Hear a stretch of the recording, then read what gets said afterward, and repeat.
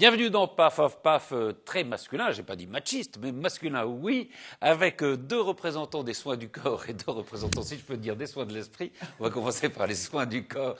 Et d'abord, c'est la restauration avec vous, Jean-Luc Modec de la Confrérie des Templiers. Comment ça va? Très bien. Ravi de vous retrouver.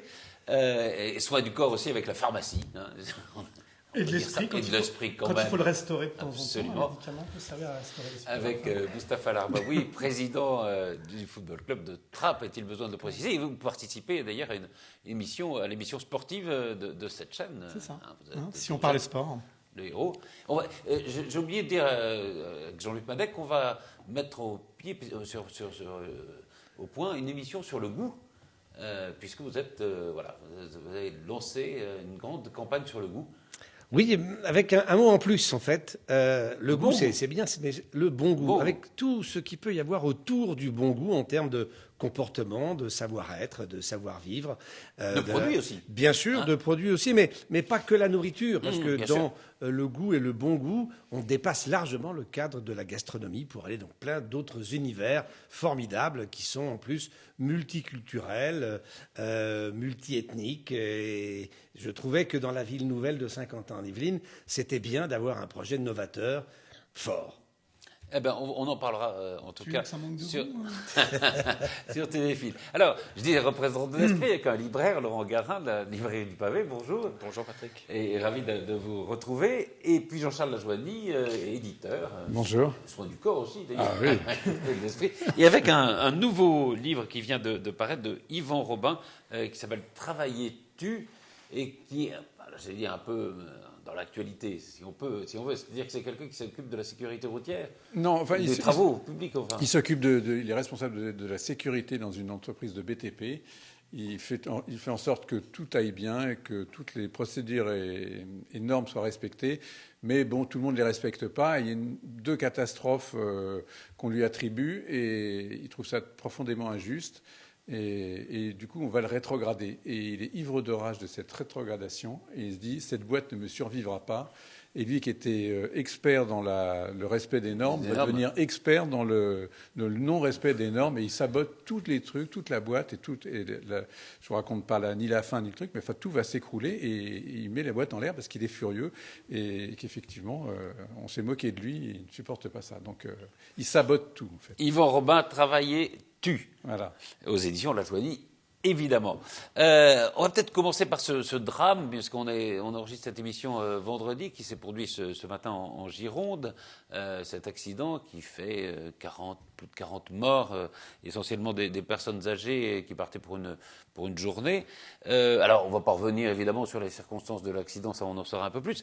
Moi, j'ai été quand même impressionné dès l'annonce de l'accident. On a vu partout des dépêches, notamment. Alors, tous les hommes politiques se rendent sur place et cette dépêche, le gouvernement est entièrement mobilisé. Qu'est-ce que ça veut dire? Enfin, je dirais, à quoi ça sert que le gouvernement se mobilise? Les morts sont là déjà. Ça va rassurer les familles? Ça va être quoi? Mais je ne sais pas, je trouve ça effectivement très curieux, parce que surtout qu'en France, on a des procédures et des équipes techniques absolument parfaites pour intervenir sur les accidents, sur les catastrophes, etc. Tout ça est extrêmement bien rodé, les préfets font bien leur boulot, tout ça fonctionne très bien. Donc effectivement, la mobilisation du gouvernement, on ne voit pas trop à quoi elle sert, si ce n'est éventuellement à mettre un petit peu de confusion sur les lieux de la catastrophe, parce que c'est normal, mais quand un président de la République, un Premier ministre, un ministre de l'Intérieur et un ministre se déplace, il ne se déplace pas tout seul. Non, c'est ça, oui. Non, il y a des hélicoptères, il y a Donc, il y a une débauche de moyens, d'encombrement des routes, même qui peuvent être sûrement gênantes pour la sécurité, pour les soins. C'est absolument contre-productif et je pense qu'une famille doit être évidemment totalement dévastée et pleurée par ce qui se passe. Est-ce que la venue d'un secrétaire d'État, le ministre de l'Intérieur, du Premier ministre, d'Alain Juppé qui a tweeté qu'il allait se rendre immédiatement sur les lieux, je veux dire, ça va tout changer, quoi. On dit ça fait une belle jambe. Voilà. Ouais, on peut peut-être l'apercevoir comme un gros plan com. C'est aussi ça. Je pense qu'en termes d'affichage, il faut être là. Il faut être là. Voilà. C'est d'ailleurs un des aspects de la société actuelle peut-être multiplié aussi par les chaînes d'infos continues, c'est-à-dire qu'il faut être sur place, quoi. Comme si sur place on était plus efficace. Je veux dire, on est probablement plus efficace dans son bureau au ministère de l'Intérieur à gérer les forces de police ou les forces de sécurité que si on est sur place. Non vous ne trouvez pas que c'est une dérive, quoi? Le résultat de cette culture de l'immédiateté. Oui, et on constate que malheureusement, on est dans une société dans laquelle la forme prend le pas sur le fond. Et oui, hélas, tout le monde doit être là pour un plan com. Et c'est absolument terrifiant parce que du coup, ça remet ce drame absolu au rang des faits divers importants sur lesquels tout le monde veut s'exprimer. Et donc c'est de l'immédiat. On sait très bien que d'ici quelques jours, tout le monde aura oublié ça. C'est bien dommage parce que c'est le contraire qu'il faudrait avoir, c'est-à-dire de se pencher sur toutes les problématiques de sécurité routière et regarder ce qui s'est réellement passé. Donc je pense qu'il faut au contraire être dans une culture de fond où on se dit si ce type d'accident dramatique est arrivé, c'est peut-être qu'il y a des raisons en amont qu'il faudrait essayer de résoudre. Et comme on sait qu'aujourd'hui l'autocar est redevenu très à la mode depuis les lois d'Emmanuel Macron, on se rend compte que ce drame est absolument terrifiant. Et donc, il faut aller au fond parce que, bien entendu, comme le développement du transport par autocar va se produire de façon importante, il va falloir que nous prenions toutes les dispositions pour que ce soit dans des conditions de sécurité absolue. Moustapha ? Tout a été dit à peu près. En tout cas, je souscris à tout ce qui a été dit par nos amis. Simplement, en tant que professionnel de la santé, est-ce que vous pensez, oui, ce que disait Jean-Charles, est-ce que ça peut gêner au fond les secours qui est autant, parce que évidemment il y a de la protection des hommes politiques, des responsables. Je peux pas penser que techniquement ça gêne qui que ce soit. À un moment donné, les pompiers, les personnes qui agissent dans l'urgence vont intervenir d'abord et ils seront auprès des gens à mettre à emporter les corps, malheureusement, parce qu'on parle de mort surtout. Oui. On parle d'embrasement, on parle de mort brûlée vive. Il n'y aura pas beaucoup de soins, a priori, parce que je crois que ça...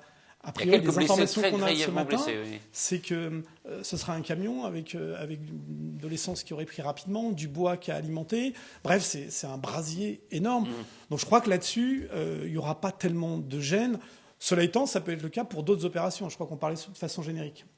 Le pharmacien parle beaucoup de générique. Et en l'occurrence, non, moi je trouve que ça dit beaucoup plus sur effectivement la société dans laquelle on vit. C'est-à-dire que les politiques, quand on les voit pas, on a le sentiment qu'ils font rien. Qu'ils font rien. Ouais. Et quand on les voit, on pense à la com. Alors à un moment donné, c'est juste que je voudrais qu'on se mette à leur place, parce qu'on est unanime pour dire que finalement, c'est pas forcément la bonne méthode, mais on est tous d'accord pour dire que c'est pas une bonne méthode. Mais a priori, ils sont bien entourés, ces gens-là, de professionnels de la com, de professionnels de stratégie.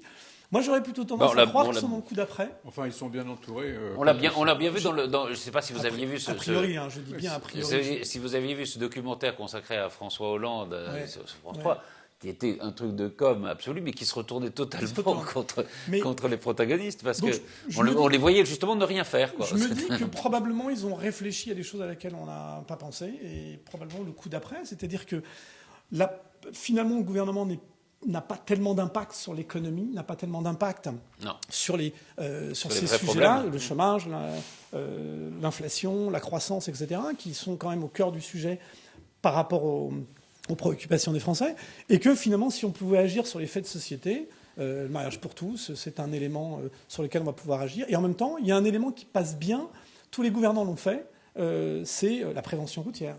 C'est comment on peut améliorer la lutte contre le cancer, des choses comme ça.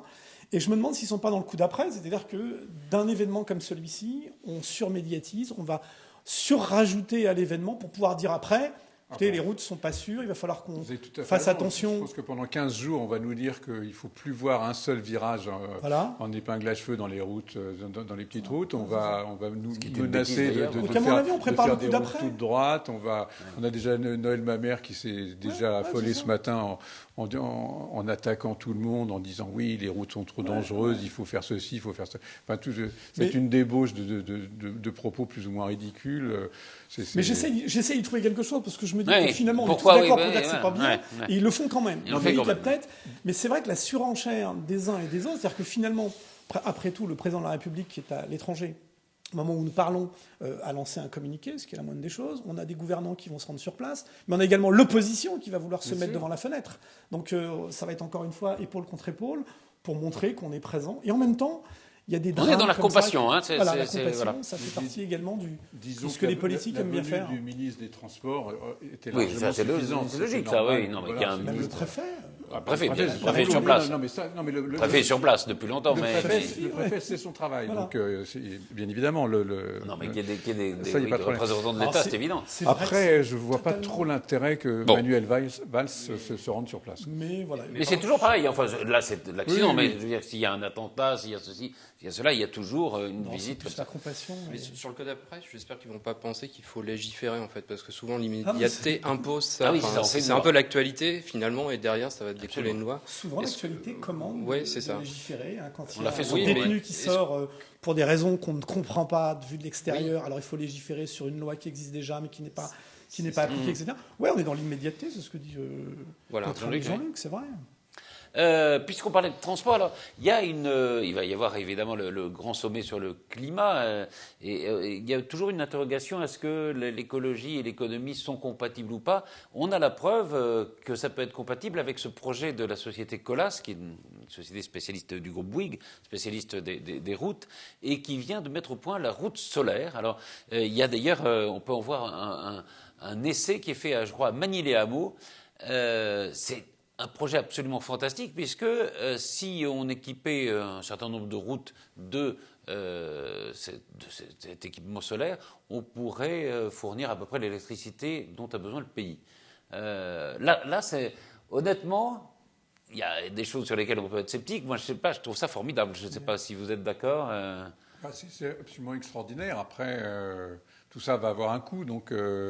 Très peu, parce que c'est recyclé, Enfin, il faut équiper les routes, en effet. Il faut équiper les routes, etc. Mais a priori, moi je ne suis pas du tout scientifique, donc je ne connais pas grand-chose, mais ça a l'air effectivement d'être un projet absolument emballant. Et voilà, je pense en même temps, ça réconcilie en effet l'écologie et l'économie. On peut difficilement être contre, si en plus ça permet de continuer à avoir une voiture sans se faire jeter des pierres par tous les écolos, c'est une bonne chose, quoi. Donc si enfin je peux dire, oui, je roule et en plus je produis de l'électricité propre, ça va, je pourrais ressortir en ville. C'est vrai que ça va réhabiliter la voiture, peut-être. Sauf qu'on est bien d'accord, c'est pas la voiture qui produit l'énergie. Non, c'est la route. C'est la route. Oui, mais en l'occurrence. Oui, mais non, mais la route permet de rouler. C'est absolument génial cette histoire. Ça veut dire que finalement les surfaces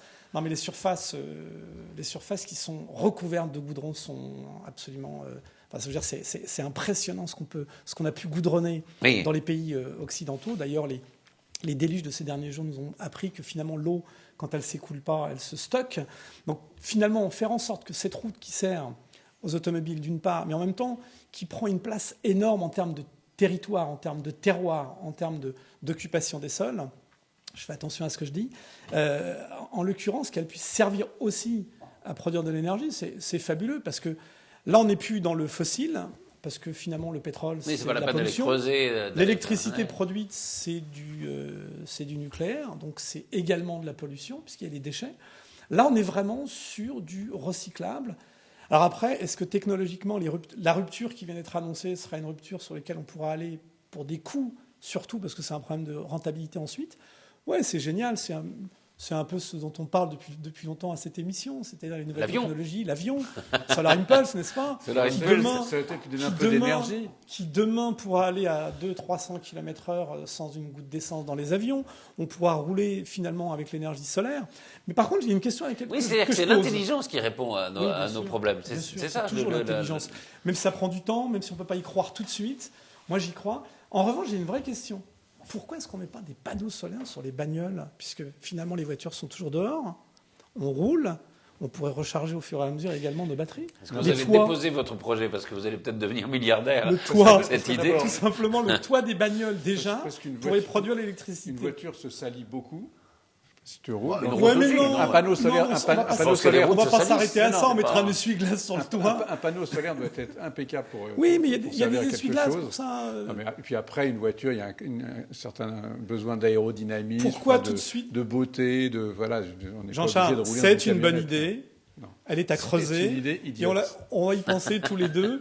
Mais ne soyez pas tout de suite réfractaires au changement. C'est-à-dire qu'il faut des panneaux solaires d'environ 15 mètres carrés par véhicule et c'est pas facile à garer après. Oui, mais ça se réduit aussi. Mais par contre, sur l'affaire de Colas, moi je trouve quand même fantastique que les efforts considérables, les investissements importants en recherche et développement de cette société aient permis de mettre ça au point, étant entendu que nous sommes les premiers au monde à le faire et que par conséquent, si cette technologie est développée dans l'ensemble des pays, vous imaginez à quel point nous serons là, pour une fois, très en avance sur nos amis. Il y a une autre technologie, parce que là, j'ai pas bien compris. Est-ce que les voitures interagissent avec la route ou pas du tout? Non. Alors, parce qu'il y a il y a un projet hollandais. C'est la route, oui, c'est la route. C'est le panneau solaire sur la route, quoi. Il y a un projet hollandais qui est très abouti aussi, où là, c'est une interconnexion entre la voiture et la route qui produit l'électricité. Donc, plus il y a de voitures qui roulent, plus ça produit l'électricité, et les routes sont assez bien foutues, et esthétiquement, c'est joli. Donc, c'est deux projets, mais c'est bien parce que c'est pas ce qu'on est près de voir à Paris, visiblement. Voilà. C'est déjà le cas. Hein. Les Pas de voitures qui Plus de roulent voiture. produisent de l'énergie, puisqu'une voiture qui roule, par définition, elle engendre des mécanismes qui fait qu'on peut charger sa propre batterie en roulant. Mais on est obligé de l'accompagner, c'est le principe de l'hybride. Voilà. Mais pour répondre à la question, Patrice, c'est pas que l'économie verte doit être compatible avec l'économie, c'est qu'elle doit être et elle doit produire de l'économie. Bien sûr. Hein. C'est toutes ces ruptures qui font que demain, on aura une économie différente. Donc une économie, toujours pareil, au service d'une population, ce qui est le propre de l'économie. C'est beau.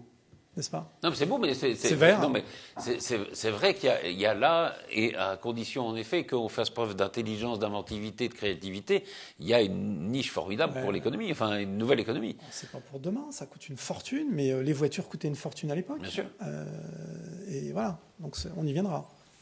Alors, on va parler un peu de politique, si vous voulez. Alors, on a tous regardé Marine Le Pen jeudi soir sur France Télévisions, et on a eu, comme dans la chanson, le feuilleton à la place. C'est assez fascinant, enfin, comment le Front National a réussi à se mettre au centre du jeu, c'est-à-dire qu'on ne parle plus que de lui, qu'il soit là, qu'il soit pas là. Elle était donc invitée de l'émission des Paroles et des Actes sur France 2. Nicolas Sarkozy et Jean-Christophe Cambadélis ont protesté contre son invitation. On a essayé de lui mettre des autres candidats de la région Nord, des débats qui n'étaient pas prévus. Du coup, elle a fini par annuler l'émission. Et on parle évidemment plus encore de l'émission annulée que si elle avait eu lieu. Comment vous expliquez, c'est ça, que le Front National se soit mis au centre du débat? Est-ce qu'il s'y est mis lui-même peut-être en changeant un peu sa politique par rapport à la politique ou ses idées par rapport aux idées qui étaient développées quand c'était Jean-Marie Le Pen qui était à la tête du mouvement, ou est-ce que ce sont les autres qui sont si maladroits, qui ne savent tellement pas s'y prendre, qui finissent par mettre le Front National au centre du débat? Moi, je pense que c'est vraiment, vous dites le mot, c'est d'une maladresse. Moi, j'étais extrêmement déçu. Le mot de Sarkozy allié à Cambadélis pour demander grâce en disant « mais pitié, vous n'êtes pas gentils, les vilains du Front National vont arriver, et nous… » Enfin, on a l'impression que on n'a pas l'impression que c'est un ancien président de la République qui parle, qui est à la tête des Républicains. On se dit « mais qu'est-ce que c'est que ces jérémiades ?» Et avec le PS, enfin, c'est d'un grotesque achevé. C'est vraiment mettre Marine Le Pen sur un piédestal. Enfin, ils se sont conduits comme des débutants de la politique. Ils donnent une image mais pitoyable de l'intelligence et du combat politique. Il n'y avait pas une idée, il n'y avait pas un truc. C'est juste « oh, ben, vous êtes méchants avec nous ». Mais il n'y a pas d'autre mot, c'est pitoyable. Après, moi, c'est vrai qu'elle fait de l'audience aussi, qu'elle est beaucoup invitée. Elle fait de l'audience parce qu'elle propose des choses qui, visiblement, ont l'air de séduire ou d'attirer les gens. Oui, on dit, enfin, au deuxième tour, qu'elle ferait 46% de voix. Mais c'est tout le problème, et c'est pas en pleurnichant. Je pense qu'on peut battre Marine Le Pen, au contraire. Et encore une fois, je pense qu'elle a eu plutôt une attitude assez saine, c'est-à-dire qu'elle a dit, enfin, assez saine, moi, c'est pas du tout ma religion, Marine Le Pen, mais elle devait débattre avant avec Le Foll et Lagarde. Après, on lui rajoute Saint-Ignon et puis Xavier Bertrand. Elle a simplement dit, moi, soit je fais l'un, soit je fais l'un. Je ne ferai pas les deux débats. Et là, après une sorte de bataille d'ego, Pujadas qui dit on ne m'impose rien, c'est tout ou rien. Bon, je veux dire, voilà, c'est tout ou rien, il n'a rien eu, quoi. Enfin, voilà, je pense que le grand perdant, c'est un peu aussi Pujadas, quoi. Et la grande gagnante, hélas, c'est Marine Le Pen, quoi, qui passe pour. Ah ben, bien sûr. Non. Je souscris mais à 100% de ce que vous disiez dans un premier temps, c'est-à-dire que c'est pitoyable que deux hommes politiques, deux hommes d'État, allez, disons-le, de partis politiques importants, et puis agir de la sorte. Là, on est totalement d'accord. Et stratégiquement, c'est pas forcément la meilleure chose qu'il y avait à faire. À la limite, stratégiquement, dire qu'elle passe souvent à la télé. À la limite, ça serait de dire il n'y a pas de pluralité dans votre parti, on ne voit que vous. Oui. On peut imaginer que le Front National, finalement, ne se réduise qu'à votre personne. Comment gérer demain un pays avec une seule tête qui ne penserait que par elle-même, etc. Donc il y a toute une stratégie à élaborer. Sur le reste, il y a des contrôles du temps d'antenne, Front National, justement en prenant comme objet le fait qu'elle soit omniprésente et qu'il n'y ait personne d'autre pour l'entourer. Donc c'est une erreur, à mon avis, des politiques d'avoir agi de la sorte. Mais de là à dire que Marine Le Pen a eu raison, je pense qu'elle a eu tort également. Puisque, finalement, on a changé les règles du jeu à ce niveau de responsabilité. Vous me changez les règles du jeu que vous voulez, moi je viens. Je viens parce que j'ai à débattre avec les Français, j'ai à débattre de la politique, j'ai à débattre du changement de ce pays, j'ai à débattre de tout ce que le pays a besoin qu'on fasse, et donc je débat avec qui que ce soit, quel que soit le contradicteur.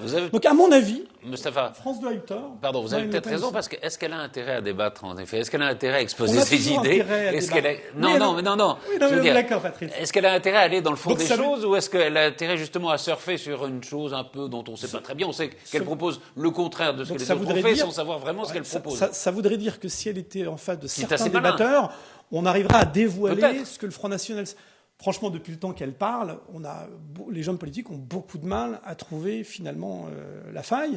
Et je ne crois pas qu'on l'aurait trouvé hier avec Xavier Bertrand. Mais parce qu'elle n'a jamais fait de débat, Marine Le Pen, face à quelqu'un de vraiment très brillant et très, très au point. C'est-à-dire que j'aime beaucoup... On disait la même chose sur son père, et puis il y a eu des débats avec Sarkozy, il y a eu des débats avec des gens qui l'ont contré aussi. Je suis d'accord, mais Marine Le Pen n'a pas fait de débat avec Sarkozy, avec quiconque. Là, on lui proposait Stéphane Le Foll. Bon, c'est très bien. Enfin, c'est pas non plus il n'est pas dans le top 5, quoi. Donc, et là... de Macron, c'est tout. Voilà. On sait qu'il est jaloux de Macron. Moi, j'ai le sentiment, si vous me permettez, que... les Français moyens, et j'en fais partie, vont regarder cette annulation de l'émission d'hier soir à travers un autre prisme. Et on va pouvoir constater qu'en réalité, vous avez deux mondes qui sont en train de s'affronter. Le monde des politiques professionnelles, les grands partis, avec tous les gens qui gravitent autour, et ce sont tous des professionnels de la politique qui vivent de la politique, à travers la politique, qui tirent leur rémunération, la vie de leur famille de la politique. Et de l'autre côté, vous avez un autre monde, alors représenté par la famille Le Pen, qu'on pourrait appeler la politique patrimoniale. C'est pas des professionnels de la politique. Non, mais là, eux, ils sont professionnels, mais c'est leur patrimoine. C'est-à-dire qu'ils tirent leur capital de ça. La famille Le Pen, qui nous a joué un grand cinéma, je me suis d'ailleurs exprimé là-dessus dans cette émission il y a quelques mois, aujourd'hui, défendent une politique de patrimoine. C'est leur business. Et évidemment qu'il y a deux mondes qui s'affrontent. Je ne suis pas certain que les Français choisissent l'un par rapport à l'autre. J'ai au contraire la conviction que de plus en plus, on est amené à observer avec intérêt l'émergence de nouvelles personnalités politiques. Regardez les succès dans les sondages de Macron, regardez les succès dans les sondages de Le Maire et de quelques autres. C'est ce que la thèse d'Attali qui dit le prochain président de la République, on ne le connaît pas encore et c'est un inconnu. Il faut l'espérer parce que s'il est issu soit des politiques professionnelles, soit des patrimoniaux, dans les deux cas, on est perdant. Hein, parce qu'ils ne feront rien bouger. Qui s'appellent Juppé, Sarkozy et tous les autres de droite comme de gauche. Ils ne vont pas faire bouger grand-chose. Ça fait 50 ans qu'ils ne font rien bouger. Donc je pense qu'aujourd'hui, nous n'attendons plus ni la politique du patrimoine, ni celle des professionnels, mais une autre politique avec des personnalités qui, j'espère, vont émerger sans tarder. Laurent Guérin. Sauf qu'en fait, ils nous ont quand même démontré que ça reste la même chose. Enfin, l'éclairage qu'ils nous donnent encore aujourd'hui, c'est que les politiciens font vraiment de la politique et de la télé à certains objectifs. Et enfin, c'est vraiment, ça continue. Enfin, l'eau au moulin continue d'être apportée. Et il n'y a aucune évolution, quoi. Ce qui fait que, en fait, les personnes qui ne veulent plus voter, ça va vraiment dans ce sens-là, quoi. désamour de la politique ou du sens politique. Voilà, c'est vraiment encore un épisode. On ne croit plus en rien, où tout se pourrit. Enfin voilà, ce qui attire à la fois du vote pour les extrêmes, ou les partis populistes et de l'abstention. C'est ça. Mais donc, voilà, c'est encore un épisode qui vient. Le rejet s'exprime dans l'abstention, c'est très dangereux. Vous avez parlé de la maladresse, vous avez balayé d'un revers de main le deuxième argument qui me semble à moi aussi important, c'est qu'il y a quand même, je ne sais pas si c'est une droitisation de pays, on voit bien tous les intellectuels qu'on accuse de faire le jeu du Front National, etc. Il y a quand même un changement. Peut-être du Front National lui-même, d'ailleurs, dans son programme, et peut-être de l'attitude par rapport à ce qu'on appelait autrefois l'extrême droite, non ? Oui. Qui du coup joue en sa faveur, en effet. Oui, moi je crois que c'est peut-être moins angoissant que ce que vous venez quand de dire. On dit Onfray fait le jeu du Front National, enfin, les gens dont on n'imaginait pas une seconde il y a quelque temps. Parce qu'on était tous un peu confis dans une certaine bien-pensance qui faisait qu'il y avait des choses qu'on n'avait pas le droit. Il y avait des barrières, voilà, qu'on n'avait pas le droit de dire, parce que là, c'était oulala, c'est très grave. Or, maintenant, il y a des gens, et heureusement, qui acceptent le débat et qui disent. Voilà, on peut effectivement de temps en temps s'étonner de telle ou telle situation. On peut ne pas être d'un unanimisme forcené concernant les problèmes d'immigration, les problèmes de religion, les problèmes de l'extrême droite. Tous les problèmes ont une possibilité d'expression. Et moi, je trouve que c'est plutôt, ça me rend plutôt optimiste. On s'améliore et on peut enfin un peu rediscuter maintenant. Alors qu'il y a quelque temps, on ne pouvait pas discuter sur l'immigration à la télévision. C'était une voix et puis c'est tout. Et la personne qui n'avait pas la voix exactement dans ce truc-là, c'était oh là, on l'ostracise, on le voit plus. Maintenant, on peut discuter. Ce qui ne veut pas dire que cette libération de la parole, justement, elle n'a pas été aussi peut-être un peu trop loin. Je ne sais pas. Enfin, en tout cas, à donner corps à. Est-ce qu'elle est libre la parole ou est-ce que vous avez vu de la liberté de parole? Vous ne trouvez pas? Non. On dit quand même qu'il y a beaucoup une libération de la parole. Il y a des thèses, en effet, qu'on ne pouvait pas soutenir il y a quelque temps. Dès qu'on sort de la bien-pensante, c'est immédiatement lynchage. Non, c'est effectivement compliqué, mais on voit Onfray, on voit Glucksmann, on voit Zemmour, on voit Jean-François Kahn, on voit Finkielkraut. On voit quand même des gens qui ne sont pas suspects d'être des fascistes, et heureusement, aucun de ceux que j'ai cités, j'aurais plaisir à discuter et à partager un repas avec eux sans aucun problème. Même si je ne suis ils ne sont pas du tout Front National. Voilà. Mais effectivement, dès qu'ils s'expriment, plutôt que d'accepter la discussion, comme ils sortent de la bien-pensance, de dire ah oui, vous faites le jeu du Front National, c'est fermer le jeu. Oui, mais peut-être que le Front National c'est un peu recentré, je ne sais pas. À la limite, républicanisé en tout cas, probablement. Juste une chose, encore une fois, j'exècre le Front National, c'est pas du tout ma tasse de thé, mais on peut quand même pas reprocher pendant des années à un parti d'être un parti de racistes et de fascistes, et puis quand de temps en temps il fait un vague petit effort qui est peut-être très hypocrite et qui est pas. Oui, peut-être que. Voilà, c'est peut-être pour nous endormir. Mais en tout cas, quand ils font un effort en disant voilà, on arrête de sortir ces vieilles rengaines sordides et nauséabondes, et là, on l'attaque aussi. Alors, qu'est-ce qu'ils peuvent faire? En fait, la vraie crainte, c'est que le Front National ne soit plus un parti de gros fachos au crâne rasé. J'ai l'impression que les gens ont peur de ça. À la limite, je m'en réjouis. Ça, évidemment, n'est plus tout à fait. Laurent Garin ? Non, enfin. Non. Chacun son coiffeur. Mais non, enfin, je pense que c'est plus aussi une image de posture. Enfin, je pense pas qu'il y ait beaucoup de nuances en fait entre ce que pouvait dire le Front National à une époque, ce qu'ils disent aujourd'hui. Je pense que voilà, c'est aussi une opération de communication. Alors. Finalement, ça passe mieux dans les discours. On s'imagine quand même beaucoup plus de laïcité, de république. Oui, il parle plus. Après, ce que le fond du programme, sur le plan économique, c'est plus du tout un programme libéral, alors que c'était très libéral du temps de Jean et Le Pen. Alors, il y a quand même des changements. En termes d'intégration, de ces choses-là, je ne pense pas que si on va vraiment dans le fond du programme, il y a eu beaucoup de changements. En fait. Hier, il y avait un papier passionnant. Il faut laisser parler Moustapha. Mais il va parler, justement, il va réagir. L'immigration, quand même. Justement, il y avait un papier passionnant dans le Parisien, une double page, c'était le Front National drague les musulmans. Oui, absolument. C'est vrai. Et ça, c'est nouveau. C'est pas tellement nouveau finalement, parce que finalement ce que cherche ce parti, mais comme tous les autres partis, c'est des voix, et après tout, draguons tout ce qu'on peut draguer, puisque c'est le principe même de ramener des gens à soi. Donc c'est finalement, à ce sens-là, c'est bien un parti comme les autres, même si on peut imaginer que ça soit beaucoup plus patrimonial et plus centré sur la famille, ça reste des principes identiques à tous les partis que de draguer pour avoir des voix, puisque c'est le principe de la démocratie. J'ai une voix et je peux donc être représenté. Mais moi, à mon avis, là où il y a... je ne parlerai pas de danger, Mais encore une fois, le débat tourne autour de ça. C'est-à-dire que tous les intellectuels, beaucoup d'intellectuels sont rentrés dans le débat de ce que évoque le Front National. Tous les débats, que ce soit l'immigration, que ce soit l'identité nationale. En fait, le Front National parlait de façon simple aux gens sur ces problèmes-là, est tellement simple que c'en était simpliste, et que finalement, s'il n'y avait pas de discussion, il n'y avait surtout pas de solution, parce que moi, je ne les ai toujours pas entendues, les solutions véritablement. Qu'est-ce qu'on fait de l'immigration? Est-ce qu'on a une politique de quotas? Est-ce qu'on a une politique de frontières hermétiques? Est-ce que des gens qui sont nés en France, de pays étrangers, etc. Donc toutes ces solutions-là, est-ce qu'elles ont été amenées sur la table? Moi, à ce jour, je n'ai pas rien entendu, si ce n'est des solutions simplistes amenées par le Front National. Et c'est là toute la difficulté, finalement. C'est que les intellectuels sont rentrés, les Onfray, les Régis Debray et d'autres qui sont rentrés dans cette discussion, ont apporté finalement des arguments, sont rentrés dans la conversation, sont rentrés dans la discussion. En ce sens-là, ça enrichit le débat. Le problème, c'est que ça, non seulement ça dédiabolise le Front National, mais ça leur donne du crédit. Et c'est là que c'est gênant.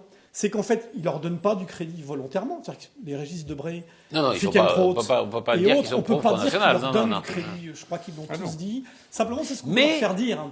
Et on leur fait dire parce qu'ils ont mis des mots intelligents, des idées, autour de ces discussions qu'effectivement on n'a pas voulu aborder à une certaine époque. Est-ce qu'ils ne développent pas aussi, ces intellectuels, une sorte d'idée, alors je simplifie, mais du c'était mieux avant. Ouais. C'est-à-dire du regret d'une certaine France, d'une certaine France qui rayonnait, d'une culture, etc. Et dans le c'était mieux avant, évidemment, quand il y a un parti qui se veut plus patriotique ou plus nationaliste que les autres, peut-être qu'il en reçoit aussi l'écho, non? Moi, je pense qu'on a surtout tiré le débat vers le bas, terriblement. Si on se reporte effectivement à avant, on s'aperçoit que la liberté de parole était bien plus importante qu'elle ne l'est aujourd'hui. Et si effectivement quelques grands penseurs aujourd'hui essayent de lancer des messages un peu différents, c'est parce qu'ils cherchent, eux, à sortir de ce qu'on appelle la pensée unique, qui est le plus grand danger auquel nous sommes confrontés depuis probablement 3 décennies et qui va, hélas, en s'accentuant. Et aujourd'hui, on voit bien la réaction de la presse dite bien pensante à l'égard de déclarations d'Onfray. Il est quasiment immédiatement lynché. Donc c'est vrai qu'il faut sortir de la pensée unique, c'est vrai qu'il faut ouvrir le débat à des problématiques avec beaucoup plus de liberté de parole, et on n'en a pas. Et maintenant, on va être confronté entre ces forces politiques. D'un côté, vous avez des gens qui veulent rassembler des voix pour rentrer dans le fromage, et de l'autre côté, des gens qui veulent couper le fromage pour se garder une partie pour eux. C'est pas ça que les Français attendent. Les Français attendent autre chose du débat politique. Ils veulent sortir de la pensée unique et ils veulent avoir de vraies solutions à proposer pour leurs enfants. Est-ce que le vrai débat, parce qu'on tourne toujours autour du pot, mais c'est vrai qu'on parle d'immigration, on parle d'identité nationale, on parle de nation, on parle de est-ce qu'il faut rester dans l'euro ou pas dans l'euro, enfin, qui sont quand même tous des débats secondaires. Si quelqu'un disait le seul problème à régler c'est le chômage, vous ne pensez pas que le Front National serait plus bas? C'est bien sûr que oui. Personne ne parle de ça. Le vrai problème, et personne ne traite ça. Je vous rappelle que le chômage en France est bien plus élevé que ce qu'on dit d'ailleurs. Parce qu'on parle de 3,5 millions de chômeurs, en réalité c'est au moins 6 qui sont en état de précarité. Plus, allez, disons-le, on a le droit de le faire à cette émission où, grâce à vous, mon cher Patrice, nous sortons de la pensée unique. C'est que nous avons dans la fonction publique aujourd'hui, grosso modo, 7 millions de personnes qui travaillent. On sait qu'il y en a 1,5 million en trop. Donc il y a probablement autour de 7 millions de personnes, 8 millions probablement, à remettre dans le marché du travail. On a cru un peu le nombre. Oui, mais bien sûr. On a augmenté le nombre de. Bien sûr. Donc la vraie problématique, elle est là. Et la problématique, c'est qu'aujourd'hui, on n'est pas dans un pays de feignants. Moi, je ne connais que des gens qui ont envie de travailler autour de moi. Sauf que, malheureusement, l'entrée dans le marché du travail est tellement compliquée et chère pour les petits employeurs dont je fais partie, qu'on est dans une impasse dans laquelle il va bien falloir sortir à un moment donné. Et la pensée unique nous en empêche. Sur ce débat juste un mot sur la liberté d'expression. Je trouve qu'au contraire, c'est de plus en plus débridé. On a des gens qui balancent des choses. Il y a des choses qu'on ne disait pas avant, qu'on dit aujourd'hui. La race blanche, je ne sais pas ce que c'est, mais ça a été dit, ça a été balancé, on l'a commenté. Marine Le Pen qui dit qui dit ce qu'elle a dit, qui est relaxée pour ses propos. Oui, alors, ça c'est intéressant. De la même façon, un écrivain qui parle de sabotage d'une ligne de chemin de fer, finalement, c'est pas de l'incitation. On peut parler de ces deux affaires, l'affaire Iri De Luca. On voit bien que sur ces trois cas, les gens ont plutôt l'impression de pouvoir dire ce qu'ils veulent et que la justice dit souvent, c'est de la liberté d'expression, puisque les choses ne sont pas incarnées, les choses ne sont pas avérées. C'est-à-dire que ce qui était avant de l'incitation à la haine, ce qui était avant de l'incitation à la violence, aujourd'hui, il faut que ça soit en plus caractérisé. Il faut qu'on apporte la preuve, finalement, de l'attentat. Oui, mais dans ce cas-là, pourquoi cette loi ? Finalement, autant revenir au premier amendement, liberté d'expression, et on dit tout. Hein. Oui. Mais il y a des choses qui sont répréhensibles par la loi et qui, finalement, dans les tribunaux, sont relaxées. Je ne dis pas que c'est mal. Je dis que c'est... à Marine Le Pen. Non, quelle était la phrase ? Je dis que la liberté d'expression existe. Pardon, le jugement n'est pas prononcé, c'est le procureur. Voilà, mais enfin, c'est globalement ce qui va se passer. Qu'est-ce qu'on lui reprochait donc son propos, c'était d'avoir comparé les tapis de prière à l'occupation. Voilà. Bon. Non, les nazis dans les rues. Voilà. Oui, dans les rues, oui, tapis de prière dans les rues, pardon. Mais elle n'a pas dit à l'occupation nazie. Voilà. Elle a dit les prières dans les rues. Ah oui, oui, d'accord. Enfin, l'occupation, c'est quoi ? C'était souvent. En tout cas, il faut aller au fond. C'est caractéristique d'une opinion. Après, je comprends très bien qu'on ne partage pas cette opinion, mais c'est une opinion, ça ne me paraît pas être un délit. C'est ce que je viens de dire. Voilà. C'est ce que dit je viens de dire qu'on a une liberté d'expression et c'est tant mieux. C'est ce que je dis. Non, mais c'est vrai que c'est. Et on l'a pas vraiment. C'est pas la seule. La condamnation. On l'a pas vraiment. On risque de la condamnation. Donc, Iri De Luca, grand écrivain. Qui a été relaxé finalement. Donc je pense que la liberté d'expression, elle est là. Enfin, et que ça se appelait, lui, c'était presque pire. Enfin, si je peux dire, parce qu'il appelait presque à de la violence contre la ligne de TGV Lyon-Turin. Oui, c'est ça. Enfin, il y a eu aussi le Comité Invisible avec son livre qui a eu des gros soucis. Enfin, c'est exactement le même cas, sauf que c'est quand même publié et ça a droit de citer, quoi. Et donc de débat. Voilà, et c'est bien, et je pense que les choses s'ouvrent. Enfin... Moi, je trouve totalement anormal que Jean-Luc Mélenchon se permette d'encourager les gars d'Air France à aller déshabiller et enlever le bas des dirigeants ressources humaines d'Air France. Donc je ne peux pas souscrire à Iri De Luca qui dit aller saboter un train. Voilà, donc je comprends. C'est exactement ce qu'il a dit. Saboter la ligne, mais dans son esprit, c'est le projet. C'est le projet. Mais c'est là où je voulais en venir. C'est qu'on a une liberté. Non, mais en Italie, l'idée de pousser les gens à saboter me semble une idée qui n'est pas excellente. Sauf que le mot sabotage, dans son esprit, voulait dire saboter le projet, ce qui ne veut pas dire physiquement. Mais c'est en les ça. mots ont un sens et c'est un écrivain. Alors, il aurait peut-être pu formuler les choses un peu plus intelligemment. Donc on est d'accord, la liberté d'expression existe, sauf qu'il faut s'expliquer sur le dictionnaire à chaque fois devant un juge. Elle existe, mais elle est menacée par des. Elle existe, mais elle est. Oui, c'est ça qui est paradoxal. Voilà, elle existe, mais elle est menacée par des procès. En réalité. C'est paradoxal. Mais c'est comme ça paradoxal. Mais il faut la prouver devant un juge. À la fin, est-ce que nos leaders politiques et autres, parce qu'il n'y a pas que des gens dans la politique, il y a aussi, vous savez mon opinion sur le sujet, ce qu'on appelle les syndicalistes, salariés, patronaux, etc., ce qu'on appelle les corps intermédiaires. Pardon de revenir sur ces sujets-là, mais ils sont importants. Si nous laissions à la population, aux citoyens, leur libre arbitre, nous sommes dans une démocratie. Dans une démocratie, il y a des votes. Eh bien, incitons les gens à aller voter, par contre, faisons en sorte qu'ils y soient encouragés, et puis laissez-les s'exprimer. Et puis à la fin, arrêtons de vouloir absolument juger de tout ce qui se passe. Alors effectivement, elle a été relaxée et d'autres aussi, tant mieux. Mais en même temps, vous vous en rendez compte aujourd'hui, vous prenez le risque, chaque fois que vous sortez du politiquement correct ou de la pensée unique, vous prenez le risque de vous retrouver au tribunal. À la fin, vous dites, attendez, je vais peut-être fermer ma gueule, quoi. Donc, vous êtes en face aujourd'hui d'un peuple français qui se dit que si le seul moyen d'exister est d'aller foutre à poil le DRH ou mettre un coup de violence ici ou là, vous n'êtes plus dans une démocratie, vous êtes dans une forme de république bananière, on appelle ça, et où seule l'épreuve de force a lieu d'être. Eh bien, moi, je peux vous dire, et je vous parle en connaissance de cause, que c'est extrêmement dangereux. Et on le voit dans la représentation professionnelle. On voit que les gens se désintéressent de ça parce qu'on ne peut plus avoir de débat. Du coup, vous voyez fleurir les collectifs dans tous les coins avec tous les résultats, hélas, souvent violents que nous attendons. Et moi, je dis aux politiques, si jamais ils nous écoutent aujourd'hui, de faire attention à ça. Remettez au centre le citoyen et laissez au citoyen son libre arbitre. Mais là, le problème, c'est pas d'aller voter, c'est de savoir pour qui. Parce que Oui. les gens, Alors, ils ont justement, ils ont personne pour avec faire la qui promotion. Une des raisons. Sur le politiquement correct, quand même. Sur le politiquement correct. Écoute, Je finis ma phrase. Juste non, pour le, non, sur non, le politiquement ça vaut même pas correct. le coup. Sur le politiquement correct, mais heureusement qu'il faut qu'on soit correct les uns vis-à-vis des autres. On parle de politiquement correct. Civilisé. À un moment donné, C'est pas la même chose. En tout cas, pour les partis politiques, c'est non seulement un manque de correction, mais c'est juste souvent un manque de respect. On peut débattre en étant respectueux, on peut débattre en étant correct. Et c'est en ça que moi, le politiquement correct, que tout le monde veut maintenant jeter avec l'eau du bain, me gêne aussi. C'est qu'on peut débattre, et on le fait autour de cette table. Et on n'est pas obligé de dire n'importe quoi. Non plus. Voilà, d'où la correction, le respect. La liberté d'expression, c'est peut-être pas de dire n'importe quoi. C'est bien que de temps en temps, on dise aux gens, allez, tenez-vous un peu correctement. Mais je pense que Jean-Charles avait quelque chose à dire. Mais j'en ai un peu marre de toujours cette critique des partis politiques, quels qu'ils soient. En France, on peut militer dans un parti. Si on n'est pas content des patrons d'un parti, on milite dans ce parti. Au Parti socialiste, il y a des sections.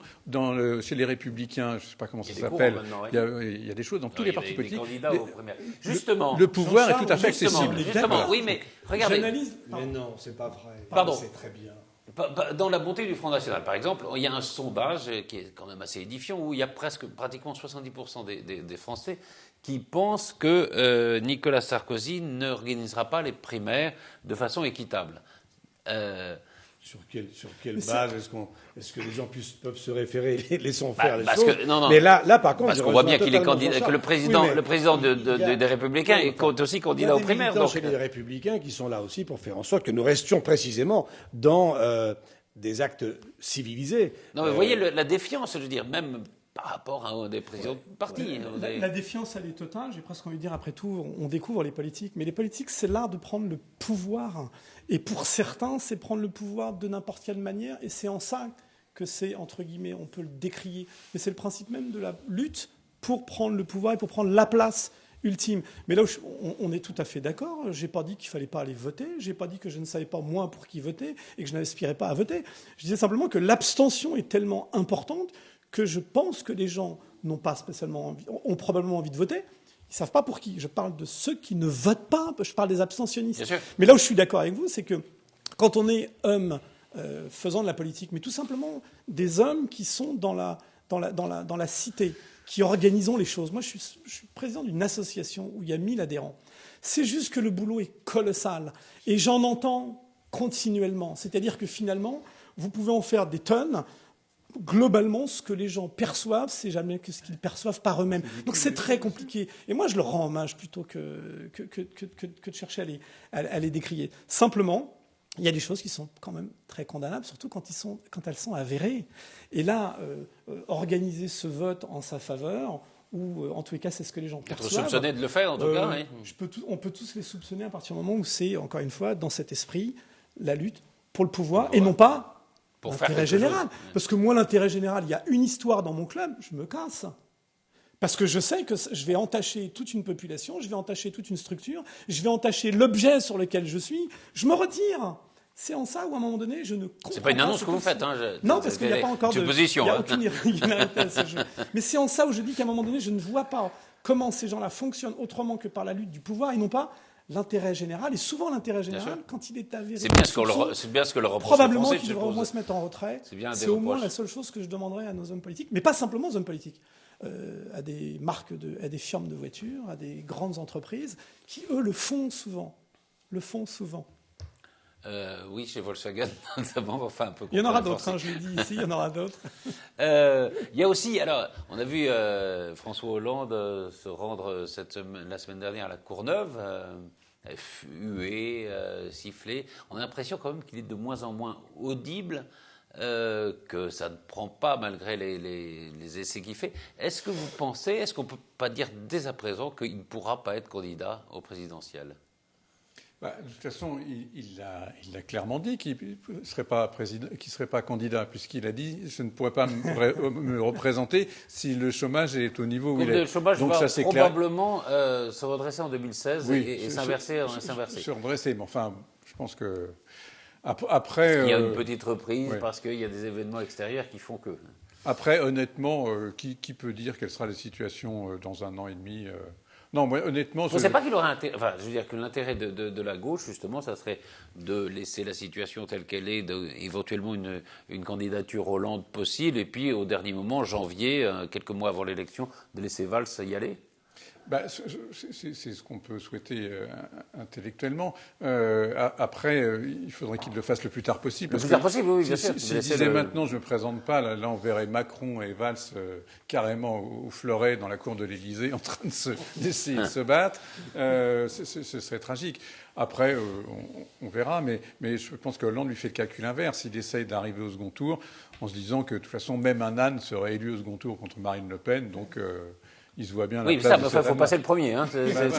C'est ça quand même, oui, Laurent. On ne passe pas le premier. Donc, oui, c'est ça. Il faut quand même se mettre en ordre pour y aller. C'est le problème de Hollande, c'est d'être sûr d'être au deuxième tour, mais voilà, d'essayer de passer. Qui sera au second tour d'ailleurs. C'est bien connu depuis la défaite de Jospin, il n'y a plus de deuxième tour, puisque par définition, c'est le premier tour qui sélectionne, et contre le Front National, le vote n'existe plus, il n'a plus lieu d'être. Je ne suis pas sûr que le deuxième tour sera le même qu'en 2002. Hein. C'est-à-dire 80, plus de 80 contre probablement, moins de 20. 50 virgules suffit. Donc, oui, mais on peut pour celui qui sera élu... que les choses un jour s'améliorent et qu'on en revienne à des joutes entre une gauche normale et une droite normale. Ou autre chose. Ça peut venir. Peut-être que les gens... gauche-droite existe encore. Peut-être que les gens en ont un peu assez aussi de combat gauche-droite qui est toujours le même depuis 58. Plus qu'assez de ça, c'est certain. Et il y a une deuxième chose sur laquelle j'insiste, c'est que les personnels politiques aujourd'hui, tous couleurs confondues, sont des techniciens de la politique. C'est-à-dire que honnêtement, on ne sent plus le vrai portage d'idées, la vraie vision politique que les citoyens attendent des responsables. Il n'y en a pas. Donc, la conséquence de ça... Ce que je disais tout à l'heure, si quelqu'un arrivait en disant, voilà, parce que le chômage, on sait qu'on peut le régler. Hein, il y a des pays qui le font. Donc, il faut faire un certain nombre de réformes. On sait faire ça.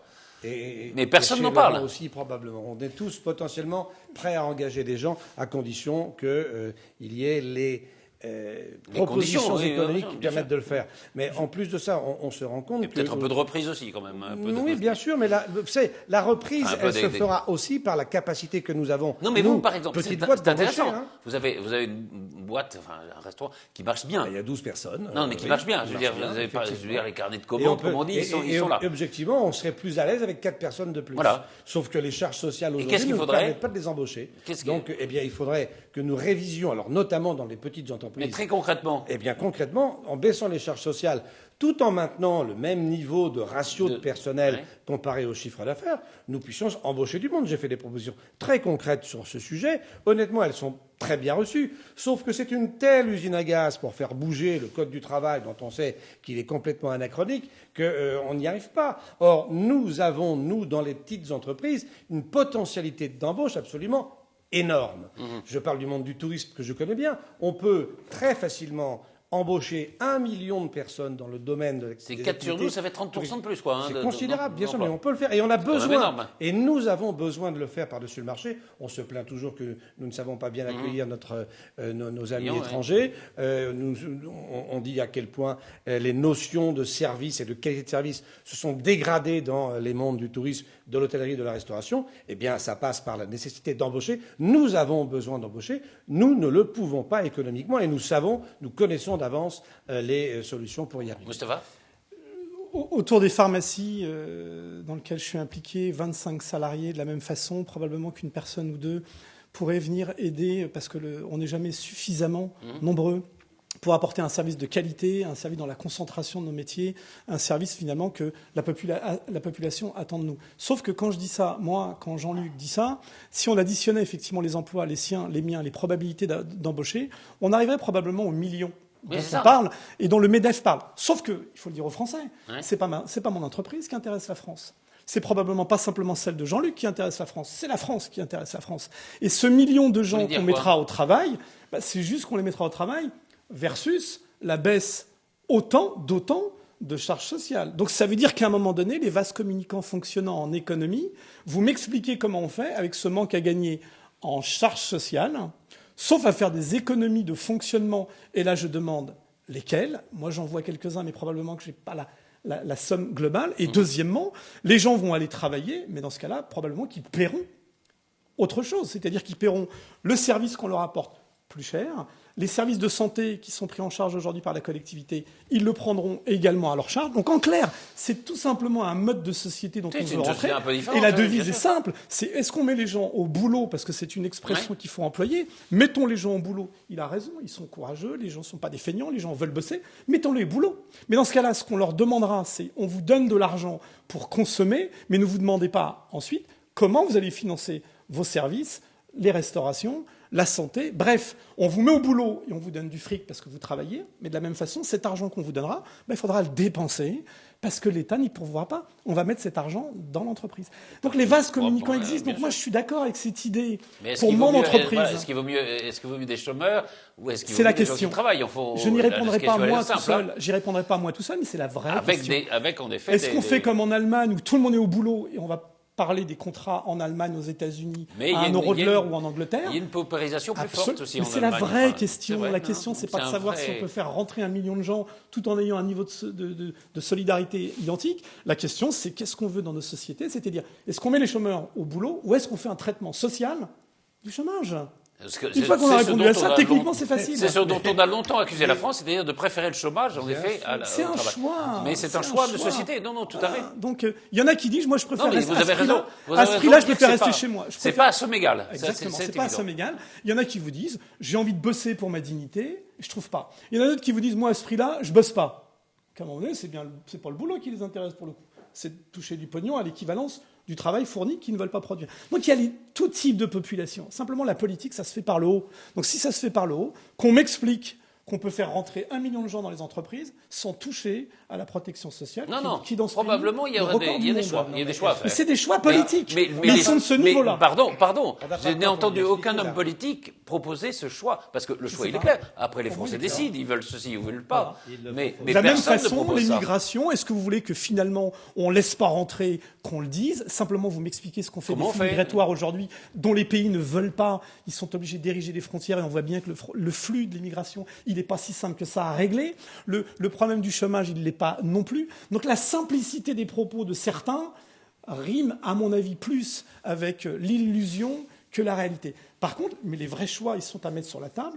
Revenons probablement au référendum, revenons probablement à des choix de société où les gens vont pouvoir voter sur des choix. Le rôle de la politique, ça serait d'expliquer les programmes et de simplement. Laurent, est-ce que vous pourriez vous engager il y avait un certain nombre de réformes? Ou est-ce que c'est les réformes? C'est un peu plus compliqué. Non, je sais pas. Ouais, il faut aussi de la croissance. Oui, dans le domaine du livre, il faut aussi de la croissance. Il n'y a pas que les réformes qui viendraient maintenir notre activité. Je pense qu'il y a aussi une envie des gens. Enfin voilà, il faut que notre commerce fonctionne en premier lieu. Voilà. La première chose, c'est que les carnets de commandes se remplissent, comme on dit.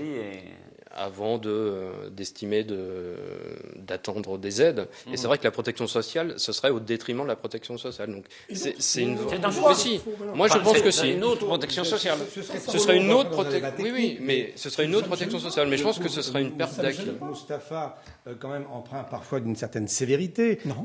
Moi, je ne propose pas des choses simplistes. Avec un tableau Excel, on peut très facilement vous convaincre qu'une baisse d'une partie des charges sociales se transformera en emploi, et en particulier dans le monde des services.